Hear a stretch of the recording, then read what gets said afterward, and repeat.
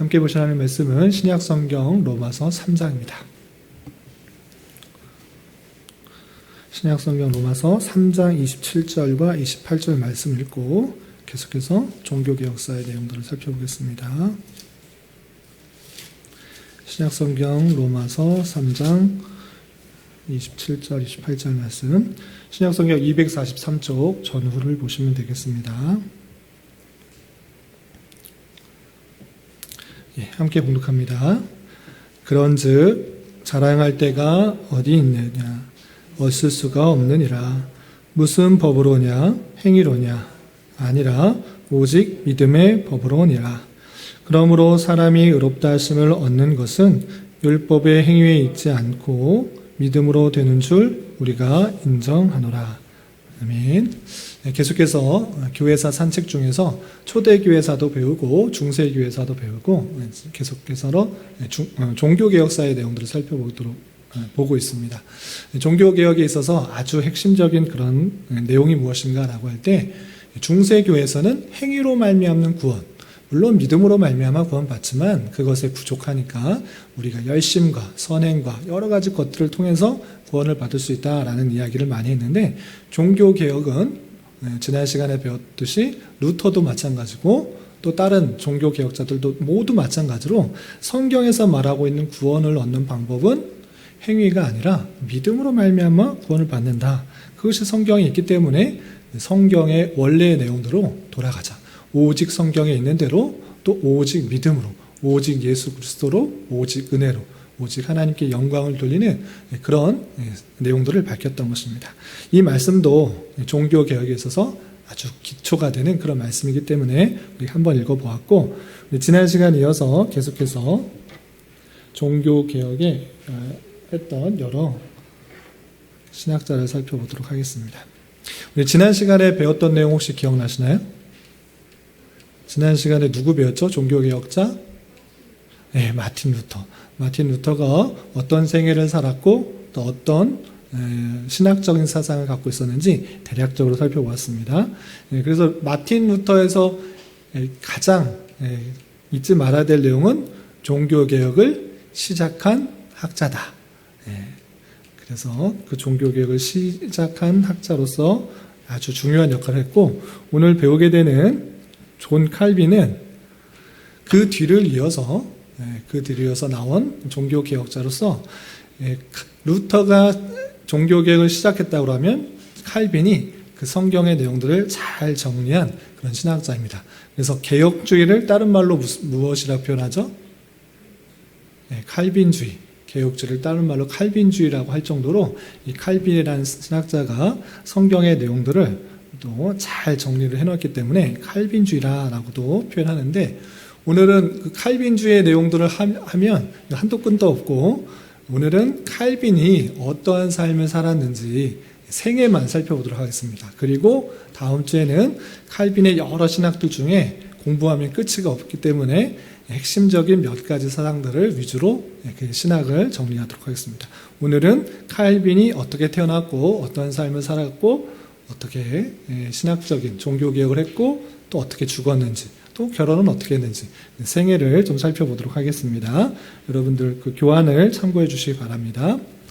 우선 칼빈이 어떻게 태어났는가 출생을 보면, 존 칼빈은 1509년 프랑스 피칼디주 누아용에서 출생하였다고 했습니다.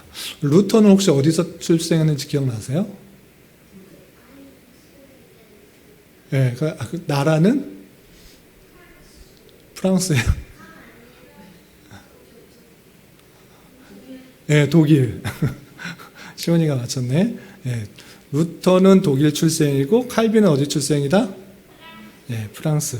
이름까지 태어난 그 도시까지는 몰라도 나라는 외워두시기 바랍니다. 루터는 독일, 칼빈은 프랑스. 네, 프랑스 중에서 피칼디주 누아용, 노용이라고도 표현하고 누아용이라고도 표현되는데, 이 누아용에서 1509년에 출생하였습니다. 그리고 그의 아버지는 누구인가? 제넬 코반이라는 사람인데, 자녀들에 대해서 사소한 일이라도 예사롭게 생각하지 않는 엄격한 사람이었대요. 아버지가 엄격해서 이것을 철저하게 규율을 가리키는 그런 사람이었습니다. 그리고 그의 가정은 사회적 부와 지위를 함께 가졌던 사람입니다.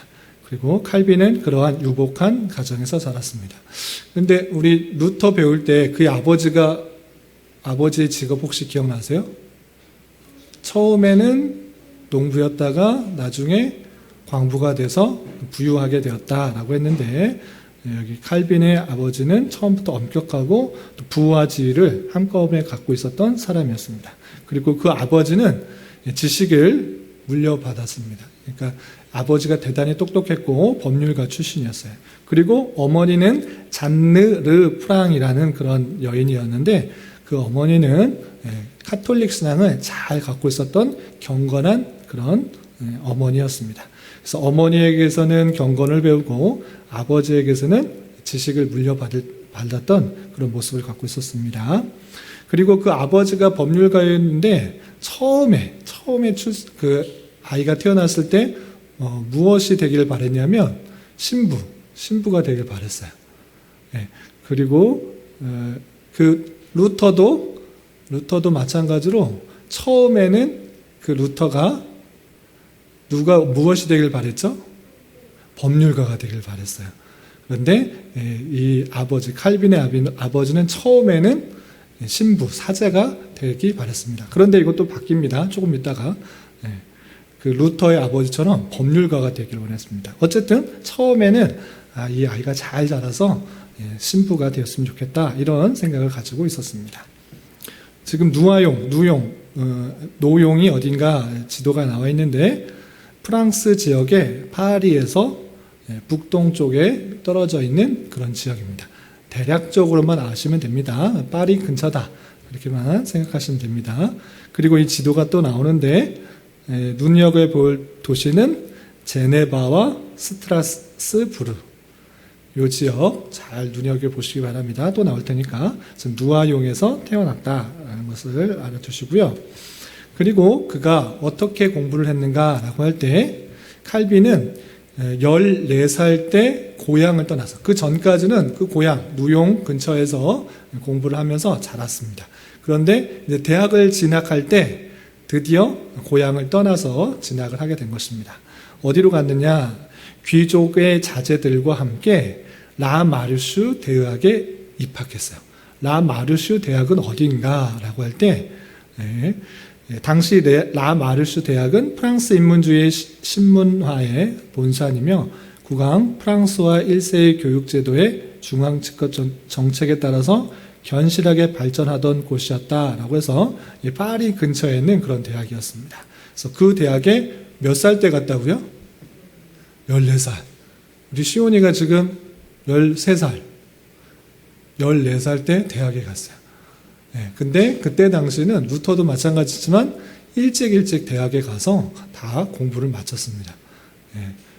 마치 오늘날에는 어렸을 때부터 학원을 다니는 것처럼 이 사람들은 계속 공부를 빨리빨리 해서 어렸을 때 대학에 가서 자기의 전문 분야를 이렇게 공부를 했던 것입니다. 그런데 14살 때 라마르슈 대학에 아주 귀족들이 다니는 그 대학에 입학했는데, 거기서 오래 다녔을까요? 아니면 금방 다른 데로 갔을까요? 금방 짧게 갔습니다. 그곳에서는 코디어라는 교수님한테 라틴어를 배우고 나서 그 해 몬테그 대학으로 옮겼습니다. 몬테그 대학에서는 오래 다녔어요. 약 4년 정도 다녔던 것입니다. 아까 그 처음 간 대학은 1년 정도 라틴어를 열심히 배웠고, 그리고 그 해 몬테그 대학으로 옮겼습니다. 왜 1년밖에 안 다니고 대학을 옮겼을까? 정확하게는 안 나왔는데, 그 어린 칼빈을 아버지가 그곳 대학보다는, 귀족들이 다니는 그곳보다는 또 교회적인 분위기에서 올바른 신앙과 함께 바른 그런 학문들을 배워줘야겠다라고 생각해서 아마 몬테그 대학으로 옮겼을 것이다, 사람들이 생각을 하고 있습니다. 정확하지는 않습니다. 생각을 하는 것입니다. 1년밖에 안 다니고 갑자기 옮긴다. 그것은 어린 아이가 결정했다기보다는 부모의 영향이 컸을 텐데, 그런 아버지가 엄격했기 때문에 그냥 귀족들과 함께 다니는 것보다는 더 교회적인 분위기, 학문적인 분위기도 있지만 그 전체적인 신학적인 분위기가 있기 때문에 교회적인 분위기에서 교직을 더 공부하고 또 신학을 공부하기 위해서 몬테그 대학으로 옮겼을 것이다 이렇게 생각을 하고 있습니다. 우리 CEO 질문 있으세요? 몬테그 대학 그 제가 위치를 못 찾아봤는데 나중에 끝나고 한번 찾아보겠습니다. 몬테그 대학에서 옮겼는데 그건 아버지의 영향이었을 것이다 생각하고 또 교직을 목표로 신학을 공부하기 위해서 그것이 잘 드러나 있는 몬테그 대학으로 옮겼을 것으로 생각합니다. 우리 혹시 시온이 뭐 검색할 수 있으면 한번 몬테그 대학 치면 바로 나올 거예요. 제가 찾아보진 않았는데 유명한 대학이기 때문에 한번 시온이가 찾아보셔도 되겠습니다. 찾아서 알려주세요. 자, 그리고 칼빈은 이곳에서 우선 철학을 4년 동안 전공하고 문학사 학위를 받았습니다. 이제 대학 졸업할 때 학위를 받는 것을 학사라고 하는데 이렇게 학사 학위를 받았습니다. 그러나 그곳에서 계속 다닌 것이 아니라 1527년 아버지의 심경 변화로 오를레안 대학에서 법학을 배우게 되었습니다. 근데 마음이 바뀌었어요. 아버지가 처음에 라틴어 배웠던 그 학교 말고 또 몬테그 대학으로 갔을 때는 교직을 목표로 신학 공부시켰는데 그거 안 되겠다. 이제 사제를 시키는 것이 아니라 이제 법률가를 시켜야겠다 생각해서 대학을 옮겼습니다. 그 대학이 오를레안 대학입니다. 오를레안. 거기서 법학을 배우기 시작했던 것입니다. 그래서 이것은 아들로 하여금 좀 더 명예로운 생애를 보낼 수 있도록 해주기 위한 것으로 생각을 하는 것입니다. 그래서 신학, 이제 사제가 아니라 이제 법학을 배워서 법률가가 되면 오늘날에 있어서도 판사, 법사, 검사 이런 거 하면 좀 명예롭다 생각하는데 그때 당시도 마찬가지로 법률을 공부한 사람은 지위가 높은 사람이었고 물론 많은 수입도 얻을 수가 있었던 것입니다. 그래서 루터도 아버지가 뭐가 되길 원했다고요? 법률가. 또 칼빈도 아버지가 처음에는 사제가 되라라고 이렇게 공부를 시켰는데 머리가 아깝다 생각했는지 법률가가 되다 생각해서 이 오를레안 대학으로 옮겼던 것입니다. 근데 칼빈은 법률을 공부하면서 자기 성격하고 안 맞았던가 봐요. 아버지의 부탁과 아버지의 영향으로 법률을 공부하는 오를레안에서 다녔지만 아버지가 돌아가신 이후에는 법률을 계속 배웠을까요? 안 배웠을까요? 안 배웠어요. 그래서 1531년 그의 아버지가 세상을 떠나자 칼빈은 법률에서 다시 방향을 바꾸어서 고전을 연구했어요. 고전을 연구했다는 말이 무슨 뜻인지 아세요? 고전이라는 것은 옛날 서적들이에요. 옛날 서적들, 우리가 지금 나온 서적도 물론 좋은 서적도 있지만 옛날에 지혜로운 사람들이 좋은 책들을 써놓았어요. 그런 것들이 별로 유용하지 않으면 널리 읽힐까요? 안 읽힐까요? 안 읽혀요. 그냥 주변 사람들 읽다가 그냥 묻혀요. 그런데 그것이 많은 사람들에게 귀한 깨달음을 주면 옛날 책임에도 불구하고 계속 읽힐까요? 안 읽힐까요? 읽히게 되는 것입니다. 그런 책들을 고전이라고 하는데 그런 책들에도 관심이 많았어요. 인문학도 배웠기 때문에 그런 책들을 열심히 읽고 옛 서적들을 많이 섭렵하면서 지혜와 지식들을 더 연구했던 것입니다. 그래서 그는 법률가보다 문필가가 되려고 했던 것입니다. 그래서 칼빈은 이곳에서 무엇을 찾느냐? 제일 먼저 쓴 책, 칼빈이 제일 먼저 쓴 책, 이거는 그냥 외우시지 않아도 되는데 상식으로 알아두면 좋겠습니다. 세네카의 관용론에 관한 주석을 출판을 했습니다. 첫 번째 칼빈이 쓴 책 이름입니다. 그래서 칼빈 전집에 보면 항상 이것이 첫 번째로 세네카의 관용론에 관한 주석이에요. 세네카의 관용론에 관한 주석이 뭐냐면 이 세네카라는 사람이 누구인지를 아는 것이 중요한데 세네카라는 것은 사람이에요. 어떤 사람이냐? 여러분 네로 황제 아시죠? 네로 황제가 대략적으로 초대교회 사람이에요? 중세교회 사람이에요? 종교개혁사 사람이에요? 중세? 시온이 뭐? 초대교회. 네로에 의해서 바울도 죽고 많은 사람들이 죽었잖아요. 대략적으로 네로의 박해가 AD 65년 전후로 있었던 거죠. 그러니까 65년인데 지금 1500년대 사람이 65년대 있었던 그때 책을 주석을 하는 거예요. 그래서 세네카는 누구냐면 네로 황제의 스승이에요. 네로 황제를 가르쳤던, 알려주었던 스승이 세네카인데, 세네카라는 사람이 무엇을 썼느냐? 관용론. 어떻게 관용할 수 있는가에 대해서 이 세네카가 글을 쓴 것이 있습니다. 그것이 세네카의 관용론이에요. 근데 그것을 많은 사람들이 읽으면서 깨달음을 얻었던 거예요. 그래서 이 좋은 책들을 오늘날에도 널리 보급해야겠다. 널리 보급하는 것이 칼빈은 유익하다 생각했어요. 이런 좋은 책들을 사람들 읽으면서 관용도 얻고 또 어떻게 살아가야 되는지를 깨달을 수 있겠다라고 해서 첫 번째로 쓴 책이 세네카의 관용론이라는 책, 고전책을 주석하는 거예요. 주석이라는 말 뜻 아세요? 이게 무슨 뜻인지 옛날 사람이 썼기 때문에 오늘날로 바꾸지 않으면 딱딱하고 어려울 수가 있어요. 그래서 오늘날에 맞게 이 사람들이 이해하기 쉽게 그것을 풀어 쓰는 거예요. 이해가 되시죠? 그것을 첫 번째로 썼어요. 그래서 칼빈은 이것에 관심이 있었어요. 옛날 책들, 옛날 좋은 책들을 오늘날의 사람들이 잘 이해할 수 있도록 풀어서 쓰는 것. 이것을 인문학이다라고도 하고 또 주석도 하는 그런 것인데, 첫 번째 이 세네카의 관용론에 관한 주석을 출판해서 학계에 데뷔하게 되었던 것입니다. 이렇게 학업 과정을 갖추고 나서, 그렇다면 도대체 칼빈은 언제 천주교에서 개신교로 회심하였는가? 이것에 대해서 궁금할 수 있어요. 그 아버지와 어머니는 엄격하고 또 경건한 집안, 모두 다 카톨릭이었기 때문에, 천주교였기 때문에 개신교가 거의 없습니다. 이제 종교개혁이 막 시작되는 그런 시점이기 때문에 바른 개신교의 내용들이 없었습니다. 그리고 그 아버지가 너는 신부가 되라라고 할 정도로 천주교에 정통한 집안이었어요. 그렇다면 언제 칼빈이 종교개혁을 할 수 있도록 회심했는가? 어떻게 그 중세시대의 그 교황의 제도와 잘못된 내용들이 잘못됐다라는 것을 언제 깨닫고 회심했는가? 이것을 아는 것이 중요한데 그것을 정확하게 알 수 있을까요? 없을까요? 알 수가 없었어요. 정확하게 내가 회심한 것은 이것 때문이다라고 표현된 게 없습니다. 그런데 반면에 루터는 잘 알 수 있었어요? 없었어요? 어떻게 회심을 할 수 있었죠? 로마의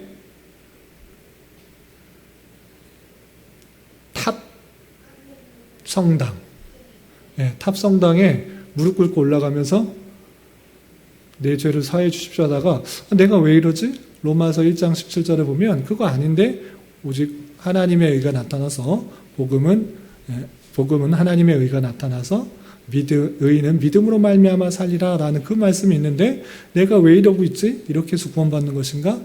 아니고 확실한 회심이 드러나고 있는데, 칼빈은 정확하게 내가 어느 때 회심했다, 내가 완전히 그것이 잘못됐다는 것을 깨달은 것이 나타나지 않아요. 그럼에도 불구하고 적어도 언제 이전이라는 것은 알 수 있어요. 왜냐하면 1533년에 자기의 쓴 시편 주석의 내용을 보면 이런 문서들이 있기 때문에 그렇습니다. 그래서 1533년 이전부터 여러 가지 인문주의 책들을 접하면서, 고전들을 접하면서, 또 어거스틴의 책들도 많이 접하면서 회심하지 않았을까라고 추측을 하고 있는데, 적어도 1533년에 쓰였던 시편 주석의 내용을 보면 그 회심한 내용이 있기 때문에 그 이전에 했다라는 것을 알 수 있습니다. 시편 주석에는 어떤 말이 있냐면 너무나 완고하게 이 로마교의 미신에 몸과 마음을 바쳤기 때문에 그 깊은 수렁에서 빠져나오기란 실로 불가능한 일이었다. 그러나 하나님께서는 갑작스러운 회개를 통하여 마음이 완악하기로는 누구보다도 더 강하였던 나의 모든 생애를 정복하여 복음을 가르치는 마음이 불붙게 하였다라는 그런 표현이 있어요. 이것이 1533년에 쓴 것이기 때문에 적어도 그때거나 훨씬 전이라는 것들을 알 수 있습니다. 그런데 시편 주석을 쓸 정도로, 이런 주석을 쓸 정도로 이가 변화되고 있었다면 그 전에 이미 회심했기 때문에 이런 시편 주석이나 다른 성경의 주석들을 개혁적인 내용으로, 성경의 올바른 내용으로 쓸 수 있었을 것이다. 그래서 그 전으로 생각합니다. 한참 전으로 생각하는 사람도 있고 또 그 1533년 근처다라고 생각할 수도 있는데 정확하게는 알 수 없습니다. 하여튼 33년 전이다라는 것을 알 수 있습니다. 그런데 이 칼빈이 세네카의 관용론의 주석도 쓰고 여러 가지 개혁적인 사상들을 갖고 있는데 그렇게 편안하게 종교개혁의 내용들을 전하고 로마 카톨릭의 잘못된 것을 전할 수 있었던 것이 아니라 계속적으로 도망다니는 그런 신세를 해야만 했습니다. 루터도 마찬가지로 내가 종교개혁을 할 때 편하게 그렇게 종교개혁을 할 수 있었던 것이 아니라 로마 교황으로부터 파문을 당하고 숨어서 그 복음을, 성경을 번역하는 일들을 한 것처럼 이 칼빈도 도피를 당하는 그런 삶을 살아야 했습니다. 왜 그랬는가? 그 내용을 좀 살펴보겠습니다. 칼빈은 1533년 10월에 누아용에 갔다가, 누아용이 어디였죠? 자기의 고향이었습니다. 고향에 갔다가 파리에 잠시 있게 되었습니다. 근데 이때 칼빈의 대학교 친구인 니콜라 콥이라는 그 사람이 파리 대학의 총장이 되었어요. 그런데 그 11월 1일, 이것이 개강하는 날인데, 개강할 때 이 파리 대학 총장이 개강 연설에서 산상수훈에 근거한 연설을 하는데 로마 카톨릭의 입장이 아닌 종교개혁적인 주장을 했어요. 그래서 완전히 뒤집혔죠. 이 파리 대학은 전통적으로 천주교의 내용들이 강한 그런 학교였어요. 모든 학교들이 그렇지만 그나마 또 수도였기 때문에 그 천주교의 내용이 강한 그런 학교였어요. 그런데 거기서 종교개혁적인 내용, 천주교는 잘못된 것이고 이 하나님의 말씀에 근거해서는 이렇게 해야 된다라는 것들을 이 총장이 니콜라스 콥이 연설을 했던 것이에요. 그 학교가 어떻게 됐을까요? 발칵 뒤집혀졌어요. 아니, 저 사람이 총장 개강 연설에서, 우리 학교 개학하면 교장 선생님이 훈화 말씀 하시죠? 훈화 말씀 해요? 안 하세요? 잘 모르겠어요? 방학 끝나고 이제 개학이 되면 조회를 하고 학교 교장 선생님이 훈화 말씀으로 하는데 갑자기 모든 사람이 예수님을 믿고 구원을 받아야 됩니다. 이렇게 말하면 학생들이 놀라죠. 아니, 학교 선생님이 왜 갑자기 저런 얘기를 하나? 그렇게 하는 것처럼 오늘날에 있을 수 없는 일들인데 갑자기 천주교 학교에서 천주교가 잘못됐고 종교개혁의 정신에 따라서 우리는 믿음으로 구원을 받아야 됩니다. 그리고 그렇게 살아야 됩니다. 이런 이야기를 하니까 갑자기 학교가 난리가 났어요. 그리고 그 내용이 교황청에도 이야기가 들어가고 아주 발칵 뒤집혀졌던 것입니다. 니콜라 콥이 그 총장의 역할들을 잘 할 수 있었을까요? 그 논란이 대상이 됐기 때문에 아니 교황에 대한 반발이냐라고 생각하면서 이 니콜라 콥이 그렇게 연설하게 된 원인을 찾기 시작했어요. 그래서 그 원인이 누구인가라고 할 때 이 칼빈의 영향이었을 것이다 라고 생각을 했던 거예요. 니콜라 콥이 누구의 친구였다고요? 칼빈. 칼빈이 지금 어디 와 있다고요? 파리. 파리에 와 있어.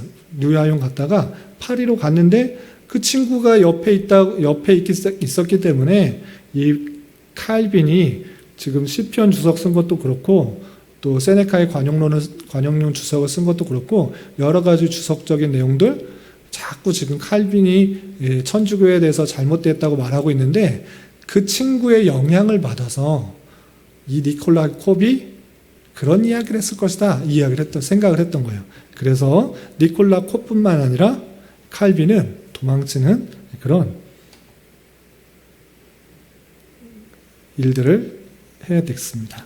니콜라 콥을 내가 검색을 해서 찾아보니까 사진이 안 나와요. 그림이 안 나와서 그림 하나 딱 나왔는데 이게 진짜 니콜라 콥인지는 알 수 없어요. 그런데 최근에 그려진 그림 같죠? 최근에 그려진 그림인데 이렇게 생겼을 것이다 라고 올려놓은 그림이 있어서 참고해 봤습니다. 칼빈하고 비슷하게 그려놓은 것 같아요.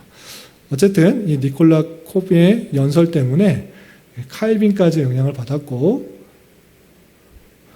칼빈이 그것을 인해서 도망치게 다녔습니다. 우리 시원이 좀 졸리면 일어나 있으세요. 그래서 이런 연설문을 작성하는 데 직접적인 연관성이 있을 것으로 생각되는 칼빈과 여러 사람들은 파리에서 도망할 수밖에 없었고, 프랑스 여러 곳에서 도망자로서 익명을 쓰면서 살았던 것입니다. 칼빈 잡아야 된다. 칼빈이 지금 카톨릭 잘못됐다고 지금 이야기하고 다닌다. 사람들 혼란스럽게 한다라고 해서 자기 이름도 못 쓰고 프랑스 여러 곳에 도망 다니면서 살았던 것입니다. 그럼에도 불구하고 도망 다니는 데 그치는 것이 아니라 칼빈은 이 개신교, 하나님에 대한 신앙에 대한 그 참된 의미가 무엇인지, 내가 믿는 신앙이 무엇인지를 잘 알려주고 드러내기를 원했어요. 그래서 무슨 책을 쓰게 되었느냐? 기독교 강요를 쓰게 되었습니다. 시온이 들어봤어요? 기독교 강요? 이때 도망 다니면서 쓴 책이에요. 언제 썼느냐? 1536년 3월에 출판했어요. 그리고 1536년이면 칼빈이 몇 살 정도 됐을까요? 1509년에 태어났으니까 27살. 27살에 벌써 책을, 기독교 강요라는 아주 유명한 책을 썼던 것이에요. 그래서 기독교 신앙이 무엇인지, 우리가 믿는 사도신경이 무엇인지, 우리가 믿는 주기도문, 우리가 기도하는 주기도문이 무엇인지, 우리가 믿는 십계명이 무엇인지, 그 내용을 잘 풀어서 쓴 내용이 기독교 강요예요. 아무 생각 없이 그냥 사도신경하고 또 주기도문하고 십계명하는 것이 아니라 그 내용이 무엇을 의미하는지를 잘 정리해서 기독교의 참된 신앙이 무엇인지를 알려준 것이 이 기독교 강요인 것입니다.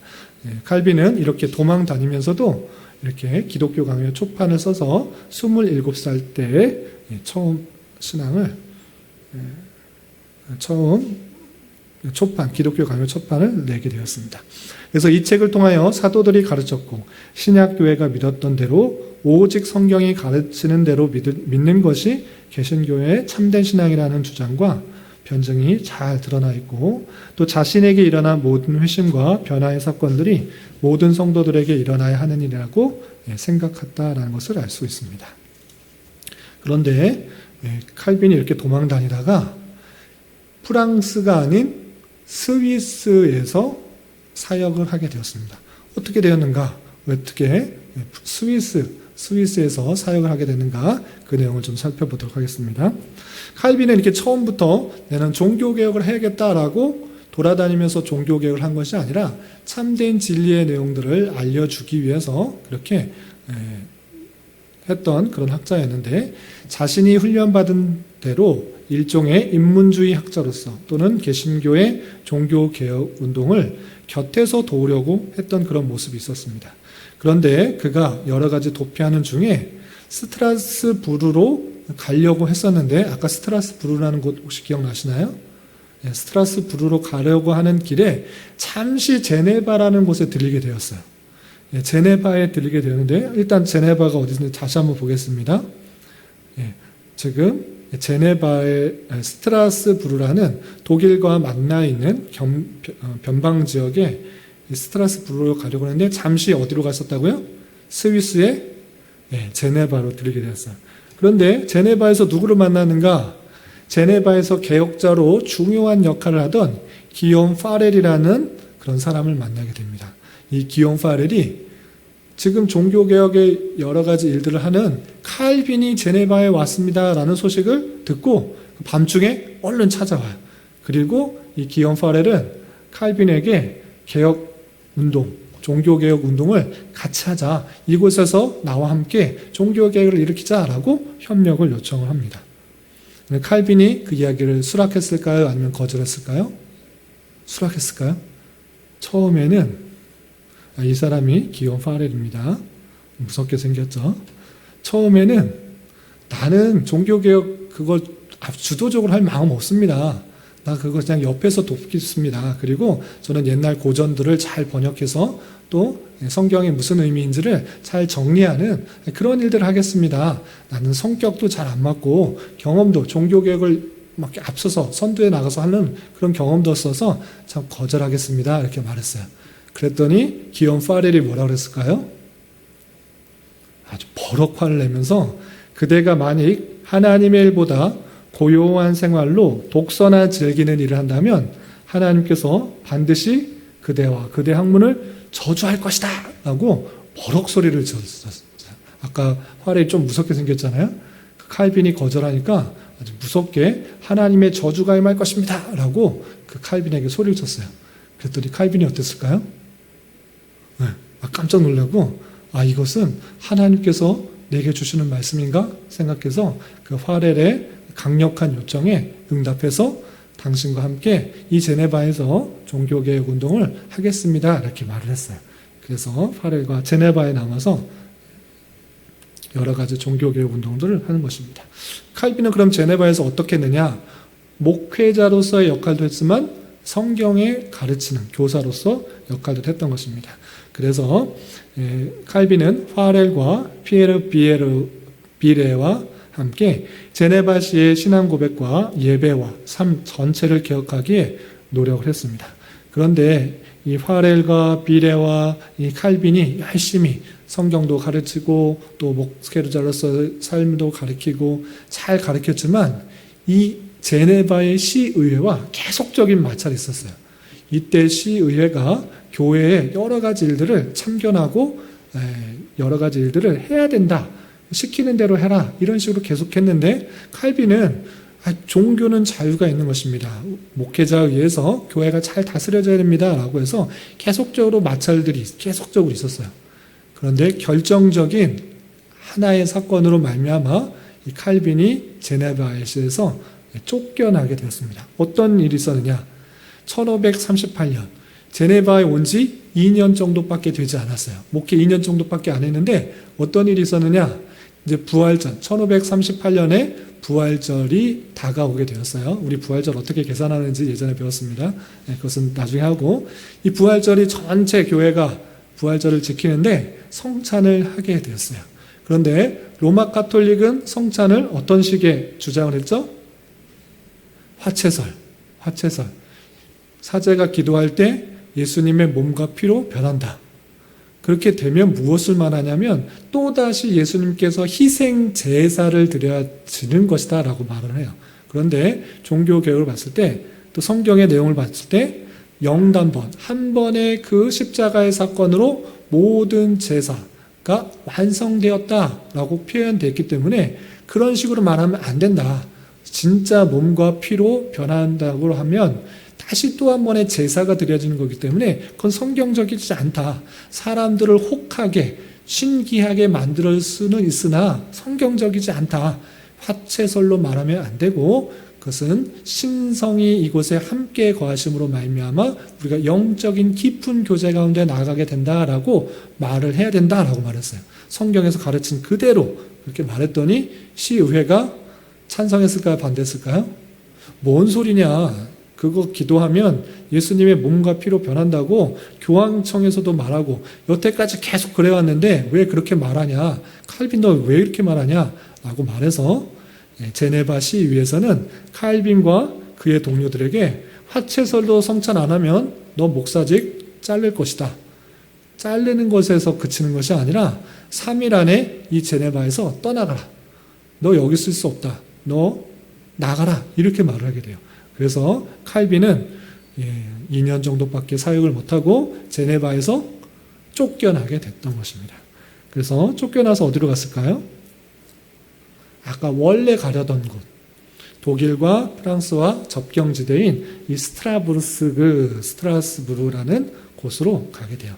그래서 1538년 봄에 제네바를 떠난 그는 베른, 취리히 그리고 스트라부스를 가서 있던 중에 그 시, 이 스트라부스에 있었던 개혁자가 있는데 그 사람은 마틴 부셔라는 그런 사람이었는데 그 사람이 칼빈이 왔다라는 소식을 듣고 초청을 했어요. 그래서 프랑스 피난민 교회, 그 스트라스부르에 있는 프랑스 피난민 교회에서 목회를 할 수 있도록 했어요. 그래서 부처가 칼빈을 초청해서 이 피난민 교회에 당신은 프랑스어를 잘 하시니까 이 프랑스 피난민 교회에서 목회를 해 주십시오라고 부탁을 했어요. 그래서 이 칼빈은 그것을 받아들여서 사역을 잘 감당했습니다. 약 38년부터 41년까지 대략적으로 3년 동안 이 스트라스부르에서 목회를 했던 것입니다. 이때가 칼빈이 생각할 때 자기가 하고 싶은 정말 행복한 목회를 했던 것입니다. 그래서 자기가 하고 싶은 개혁적인 내용들도 잘 가르치고 또 하고 싶었던 모든 그런 목회 사역들을 잘 감당했습니다. 스트라스부르는 독일과 프랑스가 만나는 접경지대에 여기였는데 이곳에서 3년 동안 시온이 몇 년 동안? 3년 동안 목회를 잘했습니다.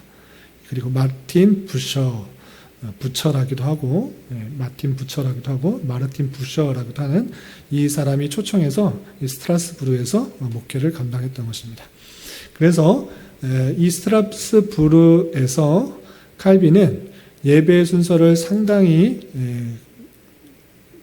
그대로 따르면서 시편 찬송과 다른 회중 찬송을 하고 성찬을 매달 한 번씩 하면서 자기의 원하는 목회를 마음껏 할 수 있었어요. 이곳은 변방지대였기 때문에 시에서 막 이렇게 해라, 이대로 해라, 아니면 뭐 쫓아내겠다 이런 말 없었어요. 그래서 종교개혁 정신을 가지고 시편 찬송도 부르고 또 성찬을 매달 한 번씩 하면서 자기의 원하는 목회를 마음껏 했던 것입니다.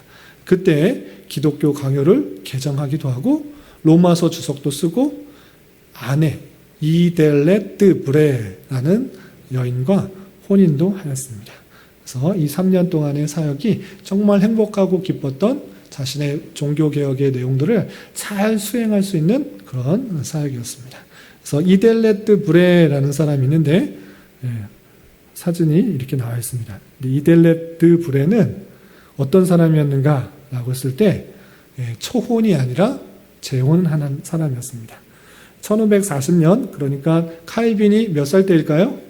1509년에 태어났으니까 31살 때에 결혼을 했는데 아이가 둘 있는 그런 과부였어요. 남편을 여인 그런 남편이 없는 그런 과부였는데 그 여인과 결혼을 했습니다. 그랬는데 두 아이는 잘 자랐지만 칼빈과 이 아내와 결혼했을 때 이 아내가 건강하지 못했어요. 몸이 많이 아팠고 주변에 시기와 질투들이 많이 있었고 또 첫 번째 낳은 아이 그가 사생자라는 그런 유언비어도 돌고 그래서 이 아내가 계속적으로 시달리기도 하고 또 건강이 좋지 않았어요. 그래서 칼빈과 결혼했을 때 아이를 낳았는데 아이가 낳았는데 얼마 못 가서 죽었어요.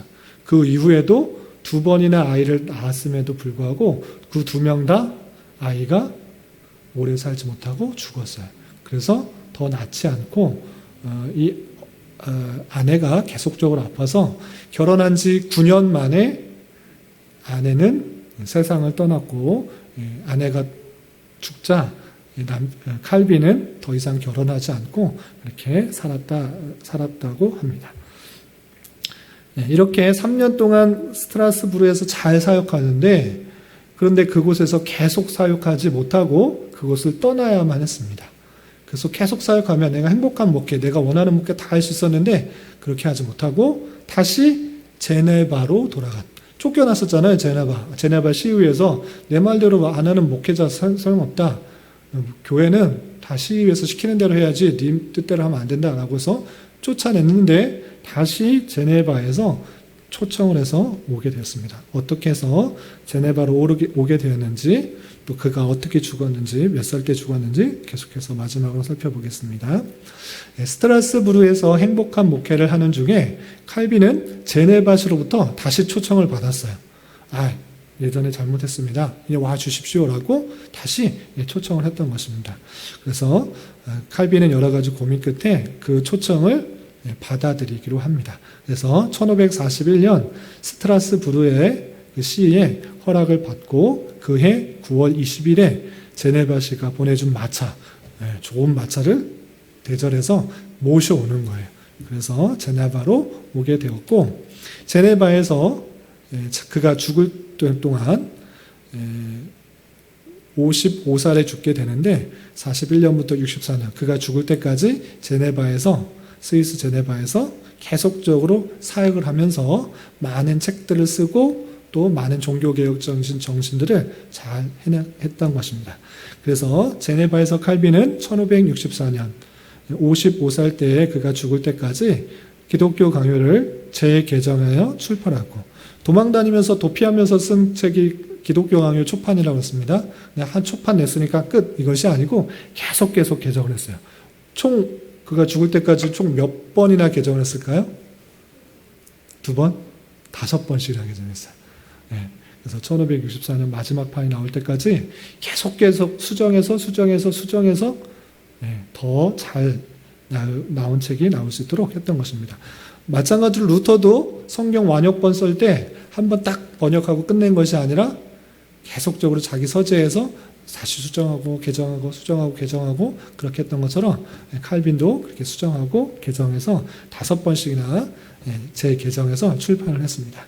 그리고 제네바에서 대학을 세웠을 뿐만 아니라 제네바의 전반적인 개혁, 시 전체를 종교개혁적인 정신으로 살아야 된다라는 그 정신의 도덕적인 문, 윤리적인 면, 그 다음에 경제적인 면, 직업적인 면, 그 모든 것이 성경적으로 바뀌기 위해서 계속적으로 말씀을 전했어요. 성경적으로 살 때 우리가 어떻게 경제관을 가져야 되는지, 도덕관을 가져야 되는지, 윤리관을 가져야 되는지, 직업관을 가져야 되는지, 경제관을 가져야 되는지 잘 풀어서 목회를 하면서 개혁을 해 나갔던 것입니다. 그래서 열심히 개혁을 해서 제네바는 완벽하진 않지만, 완벽한 것은 어디도 없습니다. 이 땅에서는 완벽할 수가 없습니다. 완벽하진 않지만 칼빈이 열심히 노력해서 성경대로 믿고 성경대로 예배하고 성경대로 살아가는 도시로 남게 되었어요. 그래서 제네바시가 정말 종교개혁의 모범이 되는 도시로서 남게 되었던 것입니다. 그리고 그도 루터도 몸이 좋지 않아서 일찍 죽었잖아요. 마찬가지로 칼빈도 55세라는 나이에 죽게 되었는데 오래 살지도 못했고 종교개혁을 하면서도 그 건강이 그렇게 좋지 않았어요. 아내도 건강이 좋지 않았고 자신도 건강이 좋지 않아서 계속적으로 아파하고 했다가 55살에 죽는데, 그가 죽을 때도 그의 유언에 따라 내 이름을 어디도 남기지 마라. 혹여나 누가 후대 사람이 칼빈 목사님이 정말 종교개혁 정신들을 잘 정리했으니까 이 묘가 우상이 될까봐 많이 찾아와서 내 이름을 드러낼까봐 내 이름을 쓰지도 말고, 내 이름을 쓰면 알리지도 말고 그냥 성대하게 장례를 치르지 말라라고 유언을 하면서 죽었어요. 그래서 그의 묘석에는 어떻게 꾸미지 않고 아주 유명한 그런 종교개혁자임에도 불구하고 성대한 의식도 없고 묘석도 딱 2글자 써 있어요. 뭐라고 써 있을까요? 사망? 네? 칼빈. 한글로? 영어로 J.C. 요한 칼빈. 그 풀네임도 안 쓰고 그냥 J.C.로만 쓰였다고 그래요. 그래서 그 종교개혁지를 가면, 이 제네바시를 가면 아주 조그만 무덤에 묘비가 조그맣게 하나 이렇게 있다라고 했어요. 그래서 내가 죽은 것도 화려하게 이렇게 장례를 치지도 말고, 또 이곳에 내 업적을 이렇게 쭉 화려하게 쓰지도 말고 그냥 조용히 딱 간 사람으로 알려주고, 또 칼빈주의라는 말을 쓰는 것을 칼빈이 싫어했어요. 내 이름이 드러나는 것을 그렇게 좋아하지 않았어요. 그래서 칼빈주의다라고 표현하지만 또 개혁주의다 이렇게 또 표현하기도 하게 되는 것입니다. 그래서 이 칼빈의 생애를 쭉 봤을 때 자기가 종교개혁을 해야겠다라고 하기보다는 루터처럼 하나님의 어떠한 신비한 또 신기한 섭리에 의해서 종교개혁을 할 수밖에 없는 그런 상황으로 몰고 가신 것을 보게 돼요. 물론 자신이 목표에서 나는 종교개혁을 이루겠다라고 하는 그런 삶의 목표에 따라서 이루어가기도 하지만 루터나 칼빈은 내가 종교개혁을 해야겠다라고 해서 이루어진 것이 아니라 하나님께서 루터를 들어서 종교개혁의 시발점으로 또 칼빈을 들어서 종교개혁의 여러 가지 내용들, 성경의 내용들을 잘 정리하고 체계적으로 밝히고 또 고전들을 잘 알았기 때문에 어거스틴이 말했던 잘 정리했던 그 내용들을 정리한 것들이 칼빈의 신학이에요. 거의 다르지 않아요. 비슷하게 정리했는데 체계적으로 더 잘 정리한 사람이 칼빈이다라고 할 수 있는 것입니다. 이런 것과 마찬가지로 내가 꼭 앞으로 커서 무엇이 되겠다, 10년 뒤에 무엇이 되겠다, 20년 뒤에 무엇이 되겠다 계획해서 될 수도 있는 것이 있지만 하나님께서 사용하시는 방법은 인간의 계획과 방법을 훨씬 더 뛰어넘어서 하나님의 뜻을 이루는데 충분히 이용하신다라고 생각할 수 있어야 될 것입니다. 그런 데 있어서 나는 정말 하나님의 도구로 쓰임받기를 원하는가 되돌아봐야 될 것이고 하나님의 인도와 섭리에 따라서 귀한 도구로 쓰임받기를 항상 바라는 마음이 되어야 될 것이고 또 칼빈도 그렇고 루터도 그렇고 머리가 똑똑했어요. 머리가 똑똑해서 또 하나님께서 귀한 사역들을 감당하게 하신 것을 볼 수 있습니다. 그러나 모두가 다 그렇게 머리가 똑똑할 수는 없습니다. 그럼에도 불구하고 그 주변의 역할들을 잘 감당해서 달란트와 은사를 주셔서 그 나름대로의 역할들을 감당하는 일로 하나님께서 그의 뜻을 이루는 방편으로 사용하신다. 이 사실들을 잊지 말아야 될 것입니다. 머리만 똑똑해서 하나님께 쓰임받는 것이 아니라 그럼에도 그렇지 않아도 또 그 주변에서 섬기는 일로 도와주는 일로 또 여러 가지 일들을 함께함으로 말미암아 종교 개혁이 이루어질 수가 있고 또 하나님의 뜻이 실제로 일어날 수 있다는 사실을 가지고 항상 하나님께 붙들림 바 되어 하나님의 선한 도구로 쓰임받기를 기대하며 살아가야 될 것입니다. 그런 우리 모두가 될 수 있기를 주님의 이름으로 부탁을 드립니다. 혹시 칼빈의 생애에 대해서 간단하게만 살펴봤는데 혹시 궁금하신 거 있으시면 질문하시기 바랍니다. 시오 질문하세요. 제네바시에서 제네바에서 죽을 때까지 정말 열심히 다시 돌아와서 사역을 함으로 말미암아 종교계 성경의 주석도 제 목양실 가보면 칼빈 주석이 쫙 꽂혀 있잖아요. 칼빈이 그때 주석 성경의 내용들 다 주석하지 못했는데 성경 주석도 쓰고 또 여러 가지 아까 기독교 강요도 다시 5번이나 개정할 만큼 다시 한번 정리해서 성도들에게 내가 믿는 것이 무엇인지 잘 정리하려고 노력을 했고 또 목회를 하면서 그 제네바시에 있는 성도들에게 말씀대로 사는 것이 무엇이다, 도덕적으로 사는 것이 무엇이다, 또 경제적인 어떤 관념을 가져야 되는가, 또 직업관은 어떻게 가져야 되는가 이런 것들을 잘 설명함으로 말미암아 제네바시가 다른 도시하고 확연하게 다르게 정말 개혁적인 카톨릭적인 아닌 종교개혁적인 하나님의 말씀에 근거한 그런 모습들이 잘 드러났던 것입니다. 그리고 그곳에서 늙고 병들어서 좀 일찍 죽게 되었던 것이죠.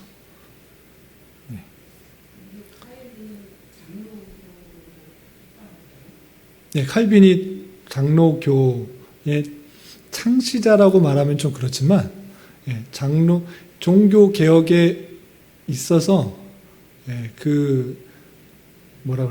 잘 정리한 사람이고 장로교는 그 웨스트민스터 신앙 고백서 뒤에 좀 이따 나오게 되는 그 내용들을 기반으로 하는 것이고 그 웨스트민스터 신앙 고백서는 어떤 사상인가라고 할 때 칼빈의 내용, 신학적인 내용들을 그대로 받는 내용들이 있는 것입니다. 루터가 그 잘못된 이신층 종세교회 때 잘못된 그런 내용들을 잘못된 밝히기 시작했잖아요.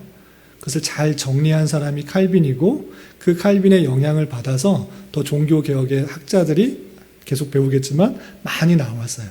그래서 이 중세교회 그 로마 카톨릭이 많이 잘못됐다라는 것들을 알고 개혁적인 분위기가 많이 일어나서 이제 여러 회의들이 있는데, 회의들에 있어서 웨스트민스터 신앙 고백서와 같은 그런 회의들, 정리되는 교리의 내용들이 잘 정리되고, 그리고 이제 종교 개혁, 그 장로교는 그런 개혁주의적인 입장을 받아들이는, 신학적인 입장을 받아들이는 교회를 장로교회라고 표현을 해요. 개혁교회라고도 하고, 장로교회라는 것은 정치체제를 말하는 거거든요. 장로가 다스리는 교회를 장로교회라고 하는 것이고요. 개혁 사상이 개혁주의 사상, 칼빈주의 사상을 갖고 있는 것을 개혁교회다라고 말을 해요. 그래서 원래적인 입장에서는 장로교회와 개혁교회가 같은 것입니다.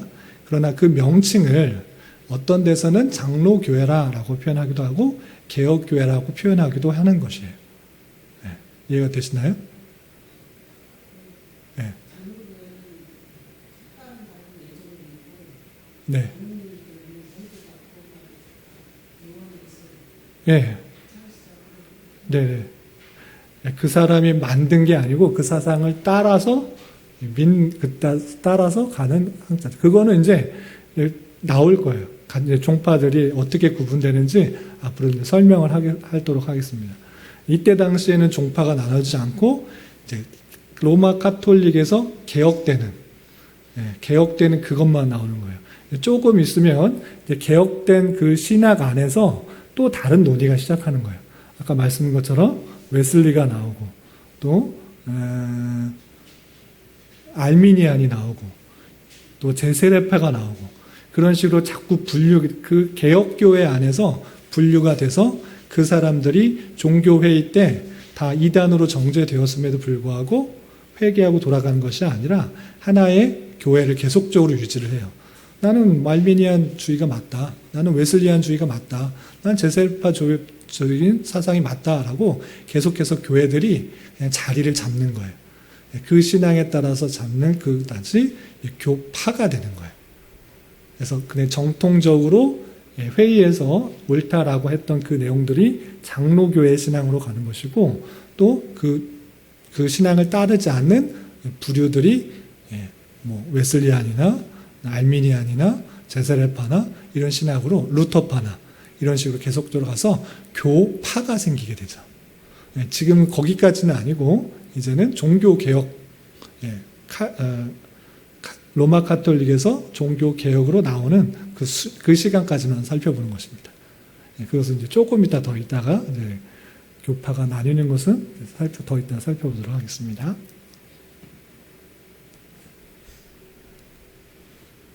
혹시 또 다른 질문 있어요? 그러면 여기까지 하고 다음 시간에는 칼빈의 사상, 신학적인 사상을 살펴볼 텐데, 칼빈주의는 뭐 말하려면은 성경의 전체 내용을 그대로 다 소개하는 거기 때문에 다 하기는 어렵고, 한 뭐 40분 정도, 50분 정도에 정리할 수 있을 정도의 내용들을 요약해서 핵심적인 사상들만 좀 살펴보도록 하겠습니다. 그럼 기도하고 마치겠습니다. 하나님 아버지 감사합니다. 오늘 종교개혁사 중에서 또 칼빈의 생애를 살펴보았습니다. 하나님께서 또 칼빈이라는 사람을 또 들어쓰셔서 종교개혁 정신의 내용들을 또 성경의 바른 내용들을 잘 정리하게 하시고 또 체계적으로 교육하게 하시며 그를 통하여서 또 많은 신학적인 영향을 미치게 하신 것을 살펴보았습니다. 이런 말씀을 대하는 자로서 또 하나님께서 또 사람들을 들어서 하나님의 선한 도구로 쓰실 때 우리가 또 그분의 손길에 맡겨서 또 나아가게 하여 주시고 하나님의 뜻을 잘 깨달아 그분의 뜻대로 살아가기를 기뻐하는 그런 삶을 살아갈 수 있도록 인도하여 주시옵소서. 주님, 교회 내 육체적인 연약함으로 또한 가정적인 문제로, 경제적인 문제로 또 하나님 앞에 기도하는 지체들이 있사오니 주님께서 함께하여 주시고 인도하여 주사 우리의 기대와 소망보다 훨씬 더 풍성한 것으로 채우시는 주님을 깊이 경험할 수 있도록 인도하여 주시옵소서.